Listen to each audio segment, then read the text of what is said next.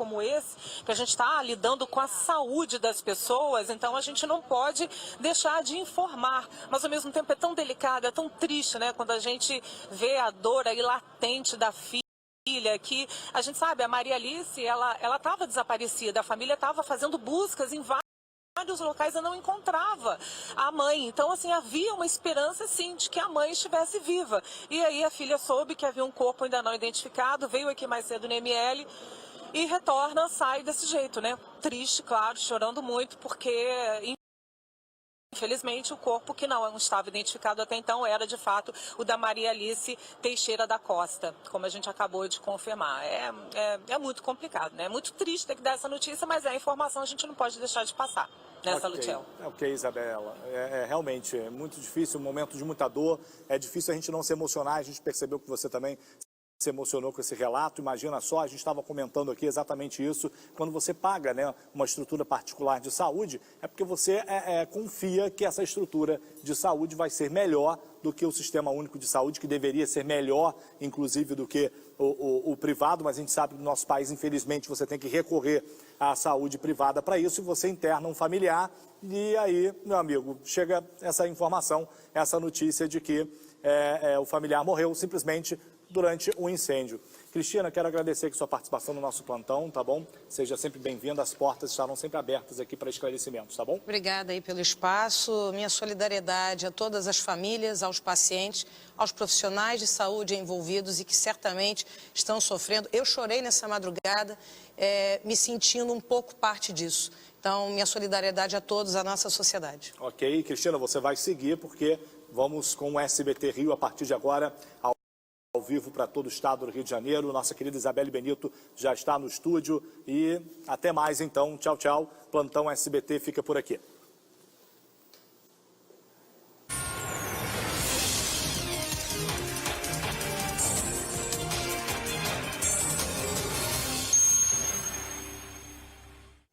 Cinco e meia da tarde.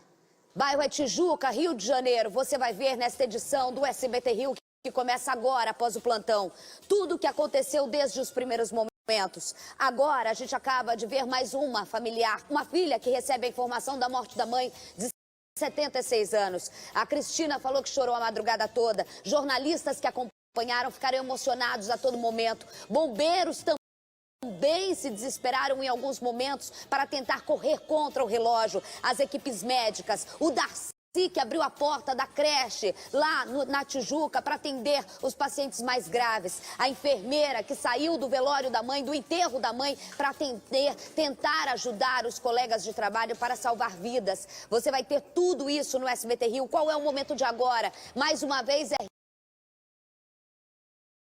nesta edição especial do Rio de Janeiro, essa edição especial do SBT Rio desse 13 de setembro de 2019, nesta sexta-feira, tudo o que aconteceu, o que pode ter acontecido, mas principalmente quem são as histórias, os seres humanos, quem ajudou e quem agora tem que fazer o acolhimento às vítimas e às famílias dessas vítimas. A gente vai para um rápido intervalo, não saia daí que a gente volta na cobertura completa de tudo o que aconteceu de ontem até agora. Agora são 11 horas e 21 minutos. A gente volta já.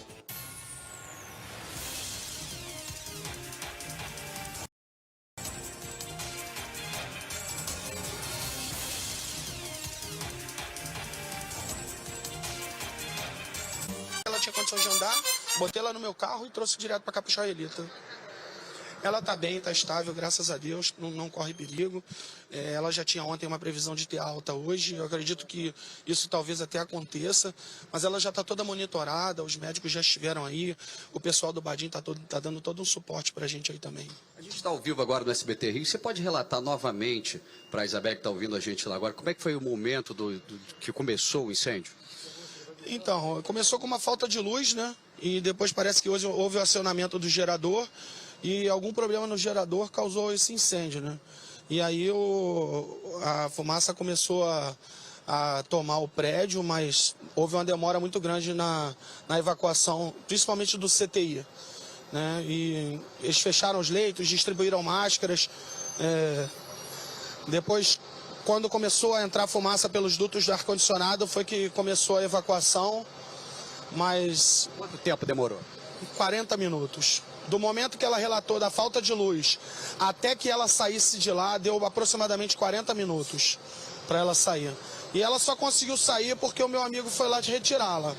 Porque muitos pacientes não tinham condições de sair, eles trabalham no hospital. Por conta disso também, inalou fumaça e está aqui hospitalizado. Inalou fumaça, está aqui hospitalizado também. Você estava contando que até você também inalou bastante fumaça. Você participou desse resgate da sua mulher? Não, eu não participei porque não havia como a gente entrar no hospital, porque tinha muita fumaça, mas a fumaça estava vindo do prédio velho. Fabiano, a gente está com o Fabiano Martinez, todos os repórteres ao vivo. Esse é o hospital israelita, onde quem fala para vocês é um dos maridos de uma paciente. E o que me destaca, o que ele falou agora, é que ele estava para receber alta hoje. Ela estava para receber alta hoje e na hora do desespero ela não conseguiu sair sozinha, teve ajuda de alguém do Almoxarife. Agora você imagina as pessoas com idades avançadas, com mais de 60 anos, 80 anos, que em sua maioria, pelo que se coloca na lista, é a maioria das vítimas fatais, em CTI. Ela estava para receber alta, ela não estava no CTI. Ela não estava na parte mais atingida do hospital. E mesmo assim, para a gente entender o que aconteceu dentro do prédio, o desespero, para ela ter alta, ela não estava próxima ao CTI, onde foi o local mais afetado. Ela estava em condições de saúde até que boas, porque ela ia receber alta hoje. Ela deve ser uma mulher jovem, pelo que a gente está vendo ali, e ela não conseguiria sair do local se ela não tivesse ajuda do amigo dele que trabalha no Almoxarife, que foi lá encontrá-la para retirar do local. Agora, você imagina a maioria dos pacientes, o desespero do resgate de quem estava lá, a maioria dos pacientes, e principalmente, Fabiano, agora a gente vê, após o atendimento emergencial de quem estava precisando de ajuda, de quem ajudou também ter problema de saúde. O amigo dele do Almoxarife, que inalou muita fumaça para salvar a mulher dele, e ele também tiveram que ser hospitalizados, né? Exatamente, Isabela. A gente ouviu aqui o marido de uma paciente que estava lá, né? Inclusive, ele também deveria estar hospitalizado. Ele confessou aqui pra gente que ele mesmo se deu alta. E olha só, aqui no Hospital Israelita foram trazidos para cá oficialmente 7 pacientes pelo Corpo de Bombeiros. Mas, segundo informações, 31 pessoas chegaram aqui no Hospital Israelita por meios próprios ou por ambulâncias particulares. Entre elas, uma enfermeira que trabalhava no Centro de Tratamento Intensivo do Badim e ajudou na remoção dos pacientes do CTI. Ela chegou aí para casa depois disso, mas passou mal e foi trazida por uma irmã por volta da meia-noite. A enfermeira inalou muita fumaça, precisou passar por uma macronebulização e um exame de gasometria para medir o nível de gases no sangue. O estado de saúde dela agora é estável. Eu conversei agora pela manhã com a filha de um idoso que estava no CTI do Badim. Ela contou do desespero no momento do incêndio, como a gente ouviu também agora do marido de um dos pacientes, mas ela ressaltou também o heroísmo de toda a equipe dos médicos, enfermeiros e funcionários para salvar esses pacientes. Mais cedo também passou por aqui a filha de uma paciente que relatou problemas para localizar a mãe. Até às 6 da manhã, ela ainda não tinha informações de onde a mãe estava peregrinando por vários hospitais para encontrar a idosa. Ontem à noite também, equipes médicas do Badim vieram para cá para reforçar o atendimento.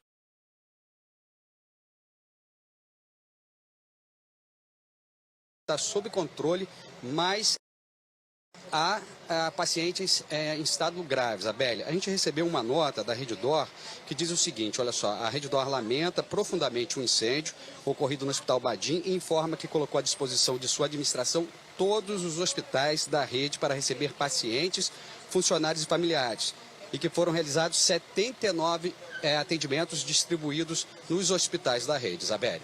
Fabiano, segura aí, a gente tem muita informação para vocês aqui, a gente vai em vários pontos. Eu gostaria que vocês recuperassem, a mulher que ficou peregrinando teve a informação agora ao vivo, no plantão do SBT Rio, a gente ficou muito consternado, quem estava aqui, ela teve a informação ao vivo ali, de que infelizmente o último lugar que ela procurou, que foi o IML, onde a mãe dela estava, a gente vai recuperar, mostrar aqui para vocês. A gente vai falar sobre essa inalação que o Carregosa estava me explicando aqui, do monóxido de carbono, quanto que a gente aguenta diante de tentar socorrer os outros e poder acabar se prejudicando. Tudo isso você vai ter daqui a pouquinho, que a gente volta só com informação aí em tempo integral, o SBT Rio mostrando tudo para você. A gente vai mais uma vez rapidamente pro intervalo, mas eu volto com informações, imagens novas e tudo mais. Não saia daí que eu tô te esperando, tá?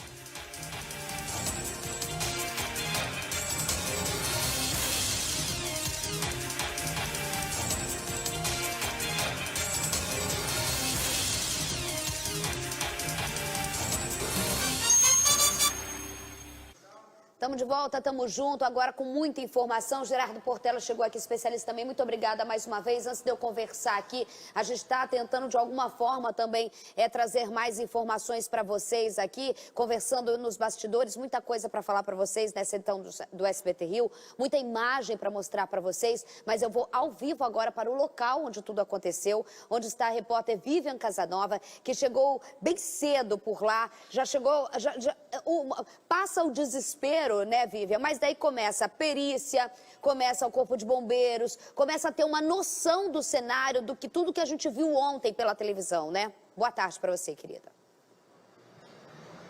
Olá, Isabelle, boa tarde. Exatamente, a gente chegou bem cedinho aqui no Hospital Badim e a gente está acompanhando esse trabalho desde o começo. Os peritos chegaram, já era 8 horas da manhã. Eles entraram e encontraram grandes dificuldades para trabalhar. O local estava muito quente, então eles não conseguiam acessar e muitos dos andares ainda estavam tomados por muita fumaça, muita fuligem. Isso dificultou o trabalho da polícia. Então, agora há pouco, inclusive, a gente até flagrou um perito saindo com as mãos cobertas de fuligem negra, assim, completamente sujo. Ele lavou as mãos e voltou para continuar o trabalho. Um trabalho bem difícil, bem minucioso. O Corpo de Bombeiros informou, Isabelle, que não há risco do fogo voltar, né? Os focos de incêndio foram todos controlados, esse rescaldo realmente foi concluído e quem trabalha agora é a perícia para tentar entender onde começou esse incêndio, Isabelle.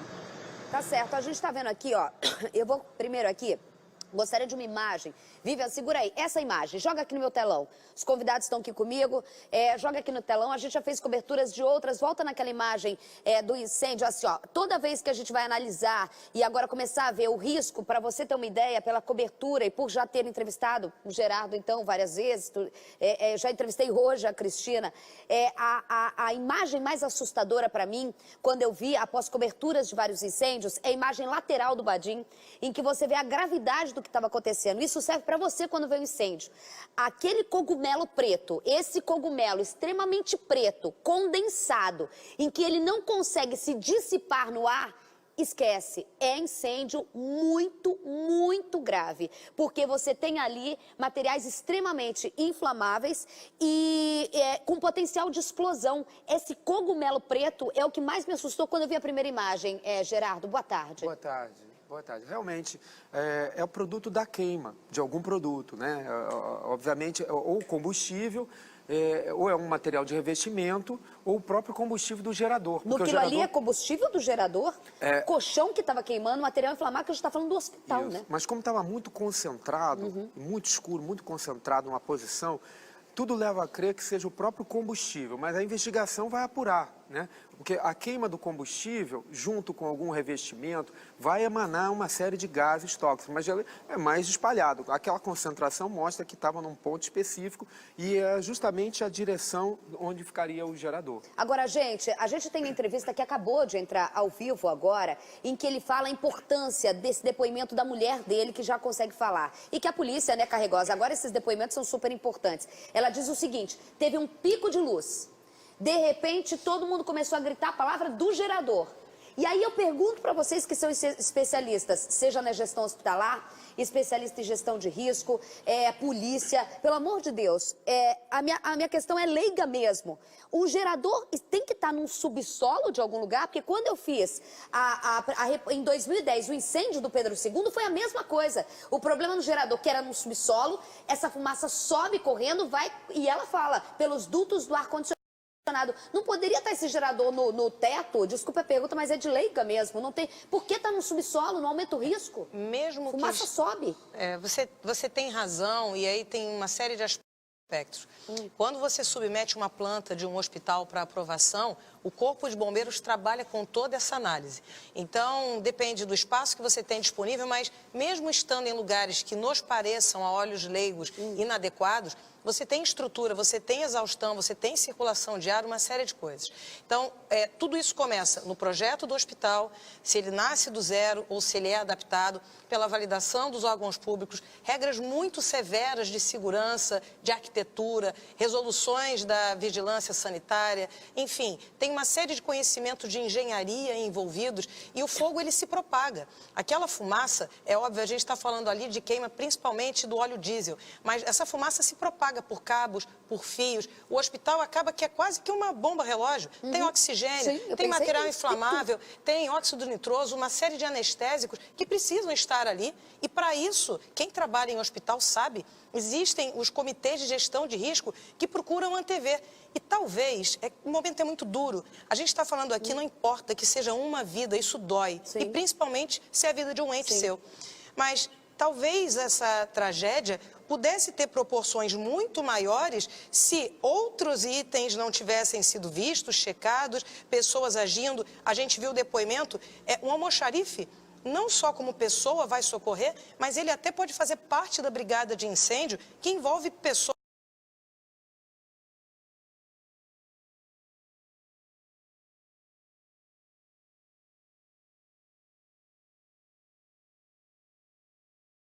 Augusto Nogueira, meus dois companheiros de sexta-feira, doutor Marcelo Carregosa também aqui, a Cristina Barros, que é especialista em gestão hospitalar, Gerardo Portela, que já esteve aqui com a gente, especialista também, mas antes de eu conversar com vocês aqui, da gente continuar, que eu acho importante esse debate, o SBT Rio diferenciado hoje, para a gente tentar entender essa minha dúvida, por que o gerador fica ainda no subsolo, se tivesse no topo, se tivesse, sei lá, isso é importante a gente debater, o SBT Rio faz isso com liberdade, mas a Vivian Casanova e a prioridade, na fila da informação, a prioridade é sempre do repórter, tá me gritando aqui, ela tem um entrevistado, Vivian, é com você, pode chamar aí, o secretário tá com você, né? Coordenador.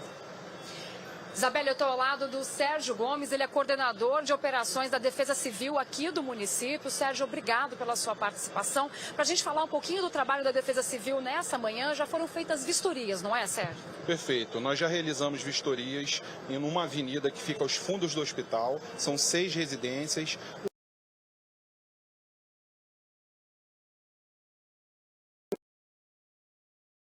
Para os moradores ficarem um pouco mais tranquilos, que pela manhã as pessoas pareciam preocupadas, principalmente desse prédio que fica ao lado do hospital. Então, até o momento não.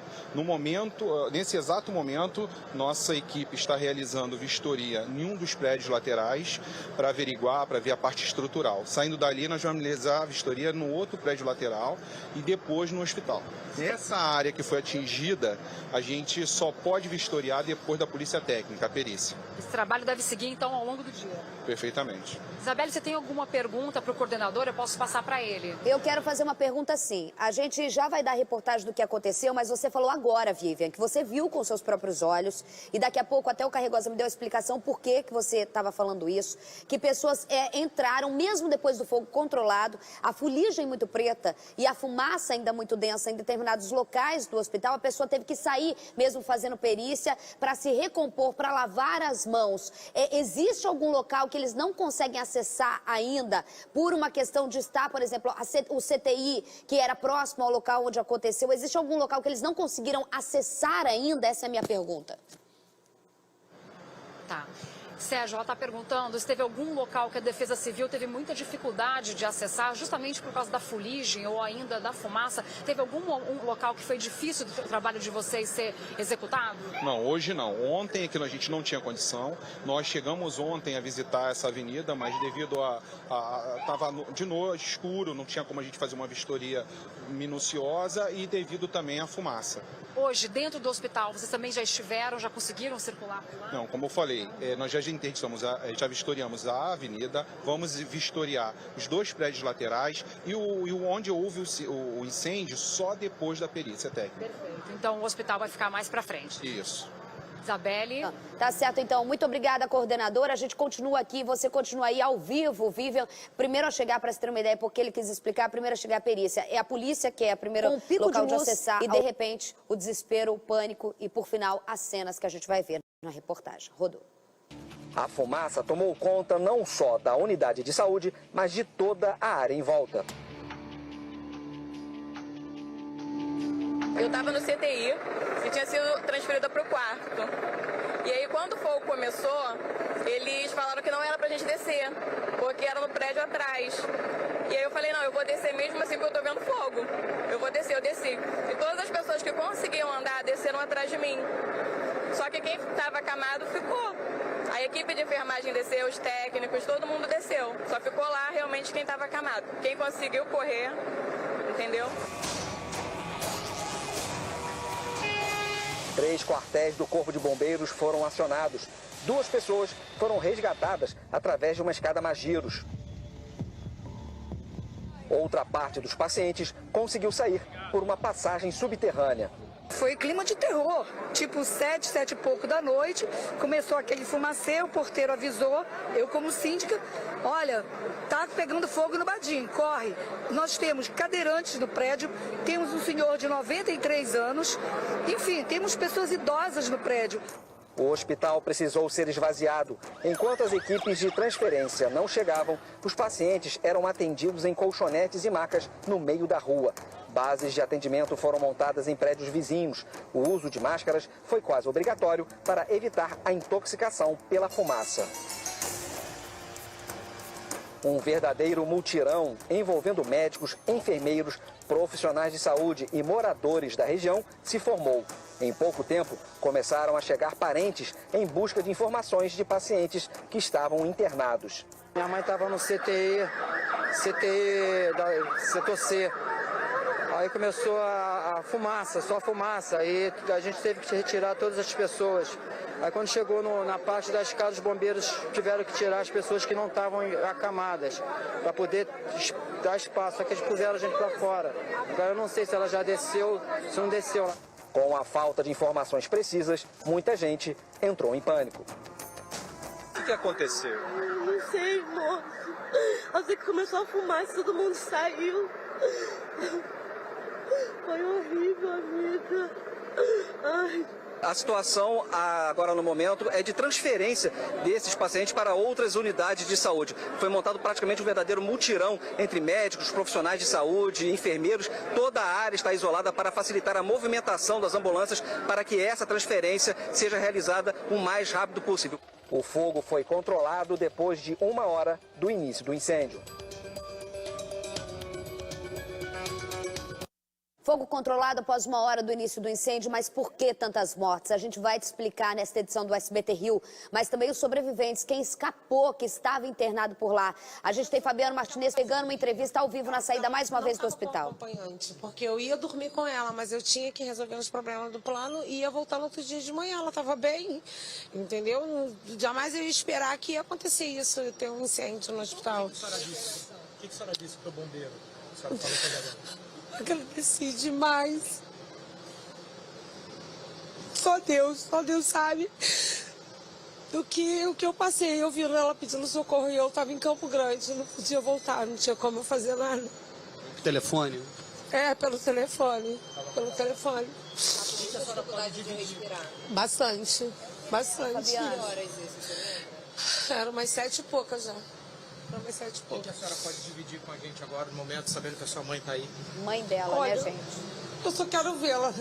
No momento, assim, eu quero vê-la, saber se ela está bem. Saber, porque minha mãe... Ele que está tendo informações, mas está tendo uma intervenção. A gente está vendo agora, gente, Fabiano pegando as pessoas que vão buscar informação. O choro é de alívio de uma filha, ao contrário daquela que a gente viu agora há pouco de cortar o coração. A procura da mãe, ela acaba de encontrar a mãe no hospital israelita, onde está ao vivo Fabiano Martinez.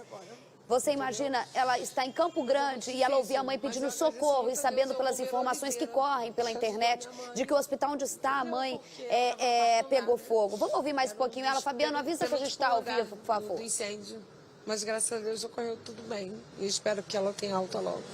A gente está ao vivo aqui para o SBT Rio. A senhora pode contar de novo como é que foi o contato pelo telefone com a sua mãe?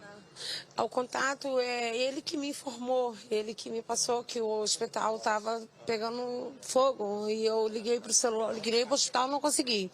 E liguei para o celular dela, nisso que eu liguei, na terceira chamada da desistência, eu consegui falar com ela e ela me pediu socorro porque tinha muita fumaça e ela não conseguia respirar. E ela estava ficando fraca, muito debilitada por ser renal crônica. E depois caiu a ligação, eu não consegui mais contato, entendeu? Aí ele que encontrou ela pra mim depois, porque eu moro em Campo Grande. Pra mim voltar seria bem mais complicado. Como é que ficou a cabeça da senhora na hora que a ligação caiu e não conseguiu mais falar com a sua mãe? Eu fiquei sem chão, eu não tinha o que fazer. Eu não tinha o que fazer. Eu queria estar com ela, mas eu não tinha como, entendeu? Mas, graças a Deus, Deus iluminou o bombeiro Oliveira e ele conseguiu escutar ela gritando, pedindo socorro, que ela estava sozinha. Como ela fez uma cirurgia de fêmur, de fratura de fêmur, ela não poderia andar, ela não tinha como se locomover, entendeu? Se ela tivesse como se locomover, talvez ela teria saído. Mas, graças a Deus, deu tudo certo até o momento, entendeu? Eu só quero a notícia dela, quero vê-la. Quero poder vê-la, minha mãe, agora, nesse Vamos momento. liberá-la, então. Entendeu? Essa é a Giovana, que estava com a mãe internada. Gente, cada depoimento ao vivo, e você vai ver mais, porque os nossos repórteres estão ao vivo nos locais onde chegam os familiares. A gente se põe no lugar sempre. Cada um pensando na sua mãe, ou alguém que você deixa lá. Olha, mãe, vou lá buscar minhas coisas que eu vou voltar para dormir com a senhora. Aí é o que a Giovana contou agora ao vivo, ela explicou muito bem. Aí quando você tá assim, manda o teu filho uma imagem, mãe, o hospital onde a avó tá pegando fogo. Liga, não atende. Na terceira, a mãe atende pedindo socorro, que tá ficando fraca. Uma paciente renal que está...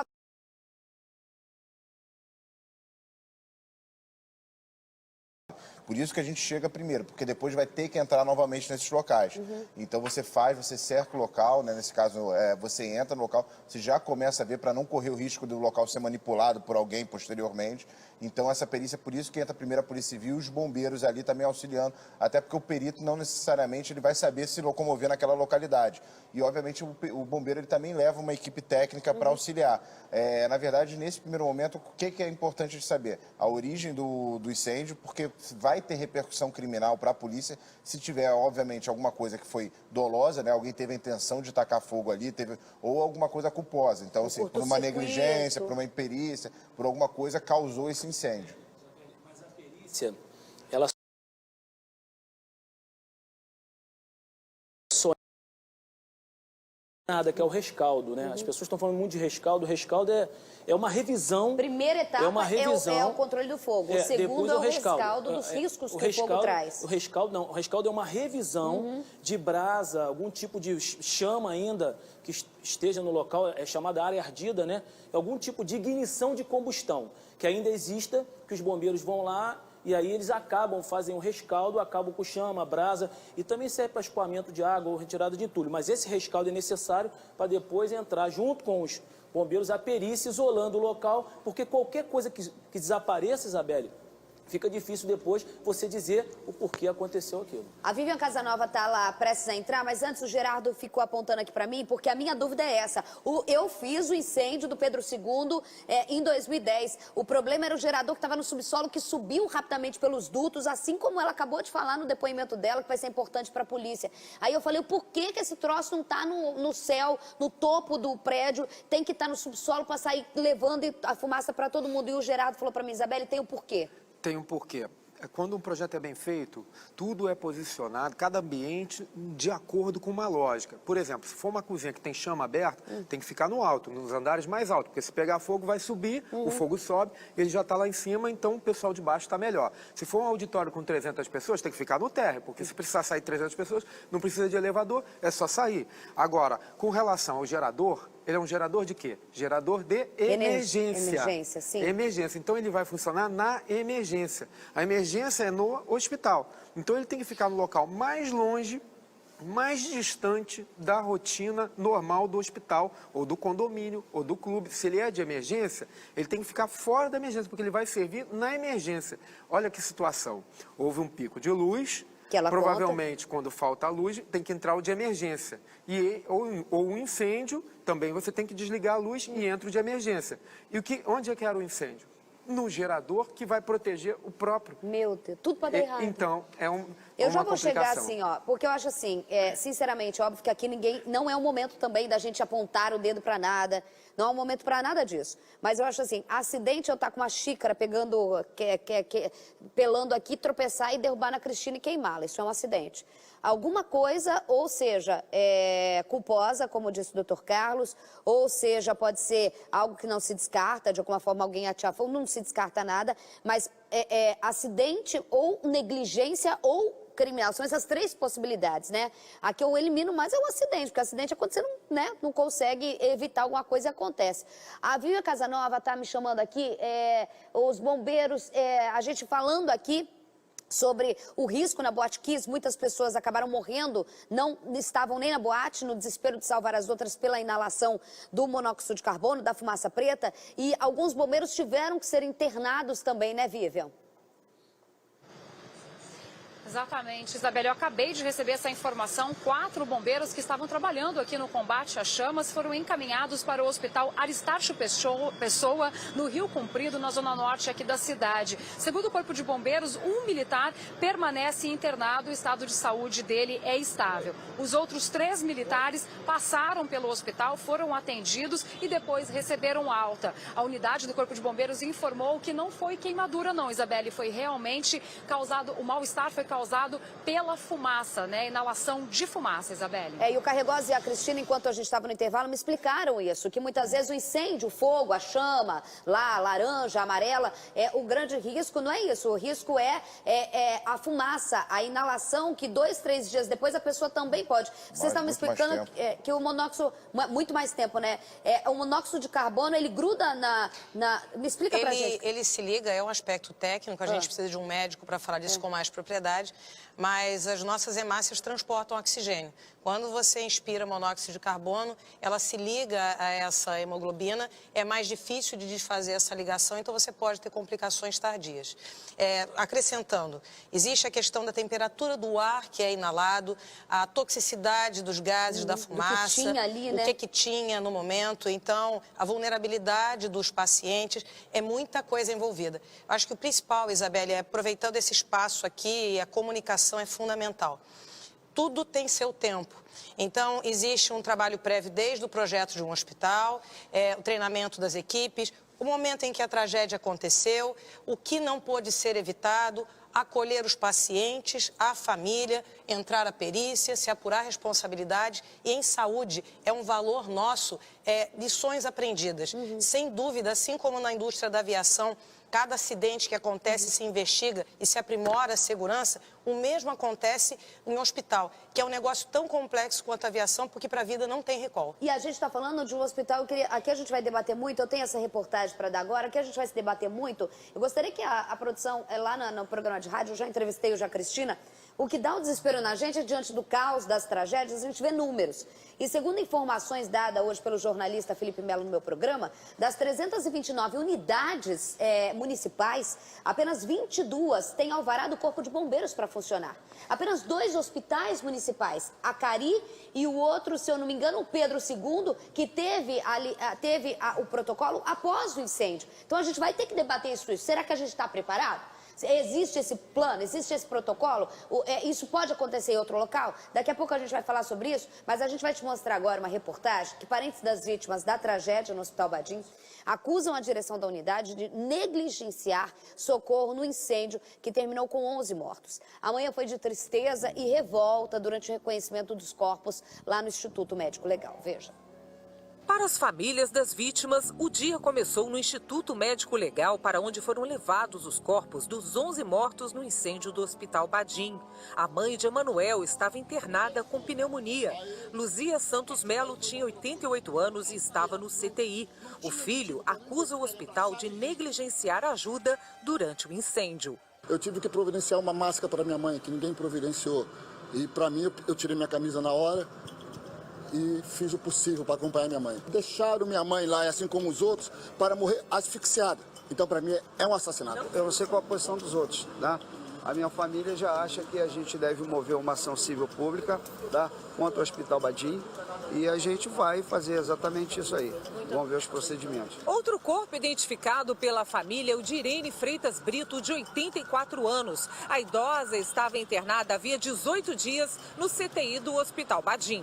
Pela manhã, a filha de Maria Alice Teixeira Costa, de 76 anos, veio até o ML fazer o reconhecimento de um corpo. A idosa, que estava internada no hospital, permanecia desaparecida até a manhã de hoje. Os parentes das vítimas permaneceram durante toda a manhã reunidos no auditório do IML com a assistente social do hospital. Eu vou conversar com os delegados, mas eu quero aqui primeiro falar uma coisa. Numa situação como essa, a Cristina já explicou aqui no plantão, a prioridade é socorrer vidas. O que eu mais vi nessa imagem, então eu quero separar a direção do hospital de funcionários do hospital. O que eu mais vi nas imagens, estou falando, Isabelle, de coração, sem ter uma noção. O que eu mais vi foi enfermeira, médico, tentando socorrer paciente. O desespero deles para tentar socorrer paciente. A gente viu agora há pouco alguém relatando que a esposa foi salva por um funcionário do almoxarife do hospital. Então vamos separar a direção, negligência da direção do hospital com os funcionários que aparecem a todo momento ali, correndo que nem doidos para tentar tirar e salvar os pacientes. Vou começar com o doutor Carlos Augusto Nogueira. Doutor, todo mundo que a gente ouve e que perdeu alguém diz o seguinte, inclusive uma das entrevistas que eu ouvi hoje pela manhã, largaram meu pai para morrer lá. Largaram meu pai, saíram porque o CTI, a maca era muito grande, sem mobilidade, a maioria idosos, deixaram, a negligência de deixar e morrer. Como que apontar, saber de quem é a responsabilidade? Porque é claro que no desespero desse, você quer apontar, você fica revoltado, porque teu pai está lá, você não imagina, você interna teu pai para se recuperar. Como que apontar se tiver mesmo culpado? Você pode praticar um crime por ação, fazer alguma coisa, ou por omissão, deixar de fazer alguma coisa. Mas quando você deixa de fazer alguma coisa, é quando você poderia fazer alguma coisa.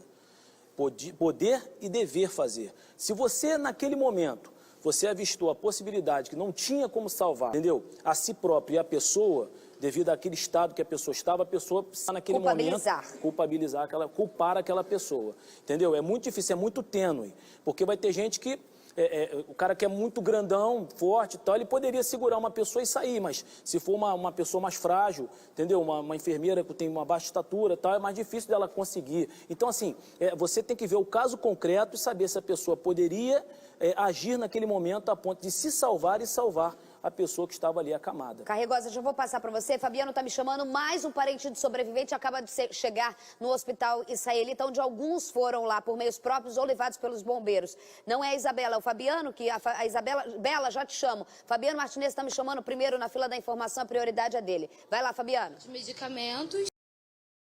Pacientes, médicos, enfermeiros. O quintal foi transformado num ambulatório. Tinham pessoas, muito mais de 50 pacientes vieram para cá. E aí, enfermeiro, médico, bombeiro, defesa civil, bombeiro de folga, médico de outros hospitais vieram para cá. E aí começaram os primeiros atendimentos até as transferências. Cenas que Jaqueline não vai esquecer.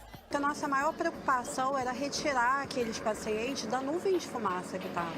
E eles estavam se intoxicando mais ainda. Por volta das 8 horas da manhã, a Polícia Civil chegou ao hospital para fazer a perícia, mas encontrou dificuldades. O trabalho não foi finalizado, estamos com dificuldade de acesso ao local. E esse acesso tem que ser um acesso adequado. Então, por enquanto, a gente está aguardando para resfriar e a fumaça, haver um dissipamento da fumaça. Enquanto isso, ainda tem gente em busca de notícias dos colegas. É uma amiga da gente que trabalha no terceiro andar e a gente não sabe informação, porque ontem, devido ao caos, a correria, a gente não sabe para onde ela foi, né? Olha só, tudo que a gente viu ali foi para salvar vidas, correria contra o tempo. E agora a gente para e pensa em tudo. Daqui a pouco você vai ver, essa mulher acabou de entrar ao vivo com a Isabela Veiga. Você imagina, ontem era 8 da noite, ela estava já procurando a mãe. Agora são meio-dia 16, era por volta de 11h15, né, Cristina? Em que ela recebeu aí, diante das lentes, a pior notícia, que foi no IML, ao vivo diante das câmeras, que a mãe estava lá. Professor Gerardo Portela, a gente consegue ver pelas imagens se existia um plano de fuga, se foi tudo no desespero. É preciso saber exatamente também se tinha equipe treinada e tudo isso, né? É necessário que seja apresentado pelo hospital qual era o plano de escape e abandono, se havia simulados, porque normalmente você tem uma brigada e você tem um planejamento, então tem tarefas ali a serem cumpridas. Cada andar deve ter o seu cabeça de fila, o serra-fila que vai checar se alguém ficou para trás, tem que tomar cuidado com os prontuários, tem o brigadista que vai fazer frente ao princípio de incêndio e as pessoas não saem aleatoriamente, elas têm que saber a minha rota preferencial é essa e o ponto de encontro, que é o local destino das pessoas, tem que ser definido previamente, senão as pessoas param na frente da saída e impedem a saída. Tudo isso precisa ser checado, existe padrão, normas, a BNT para isso, e existem boas práticas de engenharia.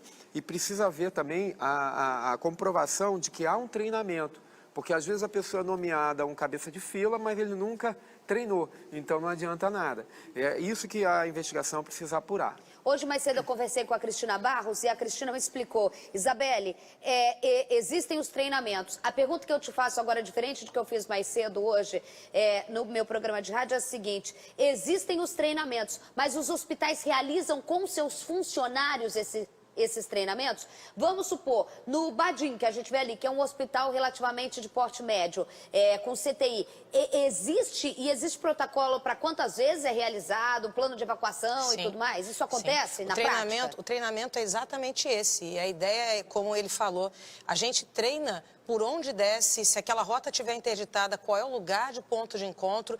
É óbvio que agora as investigações vão trazer as evidências, quando foi feito, tem periodicidade, até porque você tem rotatividade de profissionais. Pessoas, sim, entra, enfermeiro fez, o outro não fez. Existe um quantitativo mínimo a depender do espaço, da quantidade de pessoas, leitos, de brigadistas, e eu destaco que são profissionais de saúde, são médicos, técnicos, enfermeiros. Você chega nos setores, tem um quadro com a identificação, o crachá desses profissionais tem uma tarja vermelha exatamente para identificar. Isso é levado muito a sério. E a gente vê pelas imagens, gente, os meninos podem me ajudar aqui, que estão acostumados mais a analisar as imagens comigo.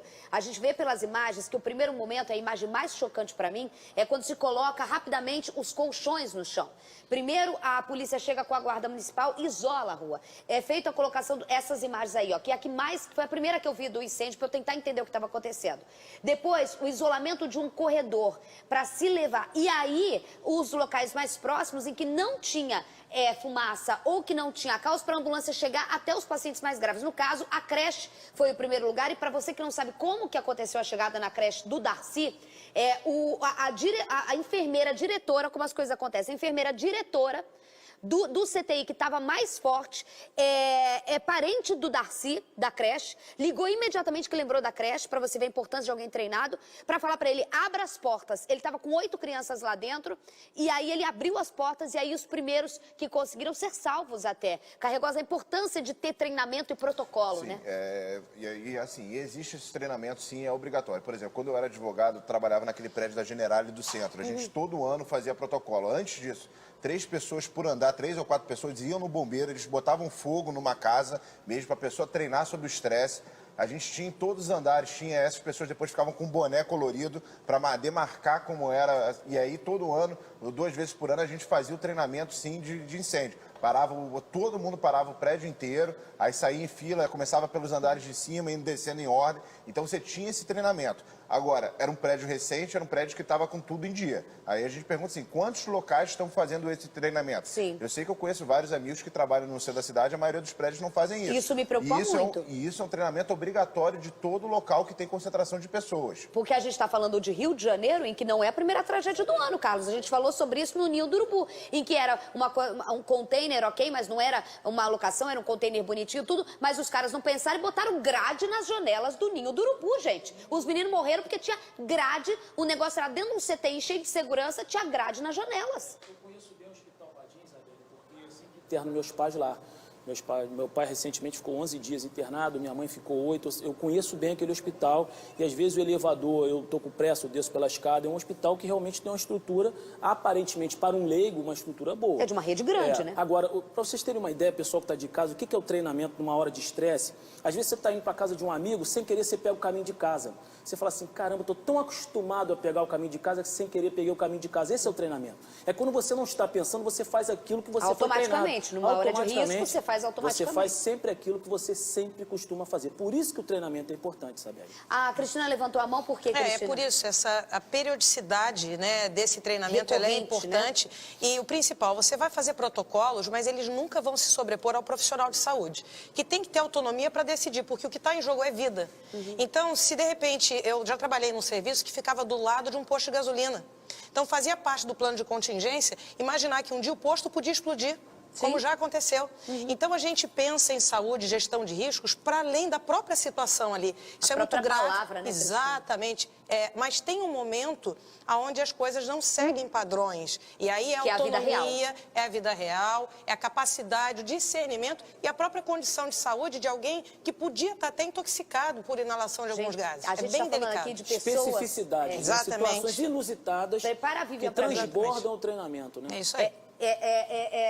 Gerardo, eu vou até te perguntar, porque quando eu puxei o gancho da vida real, é porque é o ser humano. O Carregosa tocou num ponto, 3 pessoas com bonés diferenciados. Por exemplo, eu sou uma pessoa que, se o SBT me treinar, eu já vou levantar a mão e vou falar. Por mais que você me ache corajosa para falar, eu vou falar, eu não posso ser uma pessoa que... você tem que falar, eu não posso, porque diante do caos... Diante do desespero, eu sou a pessoa que eu paro, eu travo do meu medo. Então, eu não sou uma pessoa... Tem que ser ainda o ser humano preparado para o momento de desespero, né? Não é só treinamento. É preciso ter perfil. Você pode dar treinamento, se a pessoa não tiver perfil, ele não tem condição. E as tarefas são mínimas para um leigo fazer. Então, é o cabeça de fila, pode ser um colete, pode ser um boné, pode ser um chaveiro, um marco, uma bandeirinha na mesa para saber. Esse é o cabeça de fila desse andar. É esse que a gente vai ele seguir. decora os caminhos, ele sabe as opções. Porque tem opções que usa todo dia e tem outras saídas que você... alternativa. Isabelle, desculpa eu cortar uma coisa aqui. A minha esposa, ela está no IML, né? Ela é subsecretária, né, da Polícia Civil, ela está no IML e acaba de dizer que os 10 corpos já foram identificados, ela está lá desde ontem praticamente, os 10 corpos já foram identificados. Foi feita uma força-tarefa de todas as instituições, né? Então, acabou de ser... Identificados. Então, olha só, essa informação que o Dr. Carlos traz nova pra gente.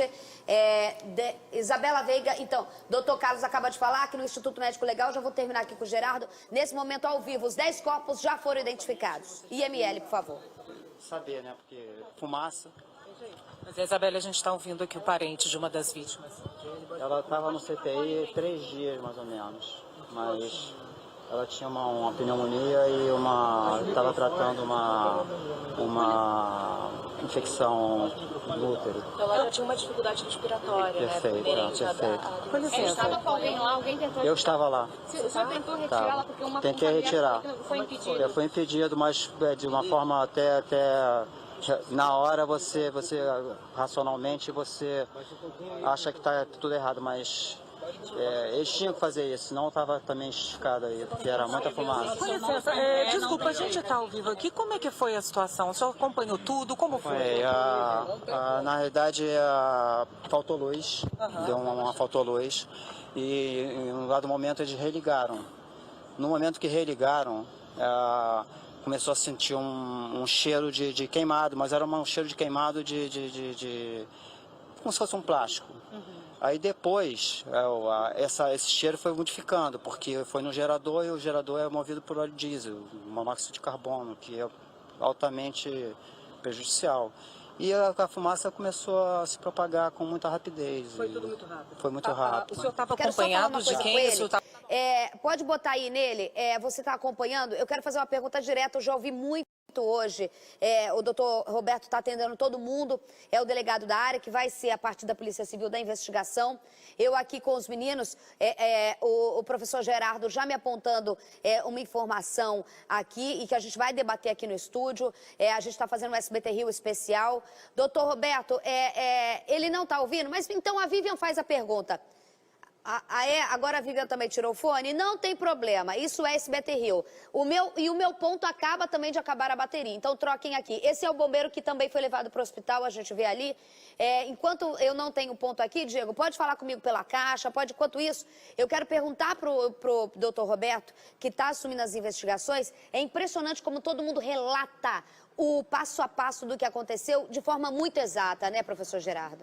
Na verdade, se ficar confirmado que foi a falta de luz, né, uma falta de força, e em seguida aconteceu o problema, isso tem um significado enorme para a investigação, em termos de investigação. Primeiro, o sistema elétrico, então, estava com uma instabilidade, porque ele ligava, desligava, desligava, desligava. E o gerador, ele é feito para entrar numa emergência, e não numa rotina de entra, sai o tempo Alguma coisa todo. estava errada. Então, alguma coisa sobrecarregou esse gerador, provavelmente, e o fato, apagou a luz, ele entrou, pegou fogo, explica muita coisa. Doutor Roberto já está agora com a Vivian. Vivian, essa pergunta que o doutor Roberto está me ouvindo agora. Boa tarde, doutor, atendendo todo mundo da imprensa nesse momento de muito trabalho, que vai ter muito trabalho pela frente. Eu sei que é impossível acompanhar tudo, mas a gente com o olho mais focado diante dos depoimentos que a gente está pegando ao vivo, doutor Roberto, aqui, de quem sobreviveu, de quem estava acompanhando o paciente. Uma coisa é comum a todos, além do desespero, do pânico e tudo mais, mas que primeiro houve um pico de luz, aí volta a luz e começa um cheiro muito forte pelos dutos e após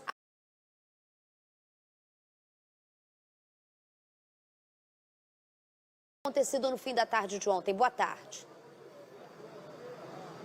Boa tarde. Os peritos, eles já estão sabendo desses depoimentos e eles estão analisando a partir também desse depoimento com as provas técnicas que eles estão apurando no local. Doutor Roberto, a gente está vendo aí, ó, o corpo de bombeiros atrás e tudo mais. A gente falou sobre essa perícia em que vocês estão realizando desde as primeiras horas, assim que foi liberado após o rescaldo. O que já foi feito? Vocês já conseguiram chegar até o local do CTI, onde as vítimas fatais estavam? Vocês já conseguiram chegar nesse local? Eu não entendi